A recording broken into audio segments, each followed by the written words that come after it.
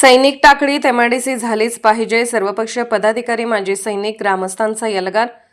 सैनिक टाकळी येथे प्रस्तावित एमआयडीसीच्या समर्थनार्थ माजी सैनिक, सर्वपक्षीय पदाधिकारी, शेतकरी, युवक, ग्रामस्थांनी एकत्र येत सैनिक टाकडीत एमआयडीसी झालीच पाहिजे अशी ठाम भूमिका मांडली. स्थानिक युवकांना रोजगार, महिलांना उद्योगाच्या माध्यमातून कामाच्या संधी मिळणार आहे. आमदार डॉक्टर राजेंद्र पाटील यड्रावकर यांच्या प्रयत्नातून एमआयडीसीला मंजुरी मिळाली असून सुमारे 400 एकर क्षेत्रापैकी 50 एकर जागा सैनिकी शाळा, क्रीडांगण, भरतीपूर्व प्रशिक्षण केंद्र व अन्य विकास कामासाठी राखीव ठेवण्यात येणार असल्याचे सांगण्यात आले.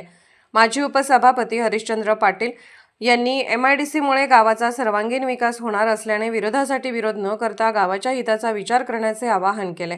माजी सैनिक विजय पाटील आणि शिक्षक यांनी दक्षिण शिरोळ भाग मोठ्या उद्योगापासून वंचित असून एमआयडीसीमुळे युवकांना दूरवर नोकरीसाठी जाण्याची गरज भासणार नसल्याचे सांगितले. माजी सैनिक कोंडाजी पवार यांनी कागल, गोकुळ, शिरगाव प्रमाणे सैनिक टाकडीचाही एमआयडीसीमुळे विकास होईल असा विश्वास व्यक्त केला. माजी उपसरपंच रणजितसिंह पाटील यांनी गारमेंट क्लस्टरसारखे उद्योग असल्याने प्रदूषणाचा प्रश्न उद्भवणार नसल्याचे सांगत एमआयडीसी गावाच्या विकासासाठी गरजेची असल्याचे स्पष्ट केले.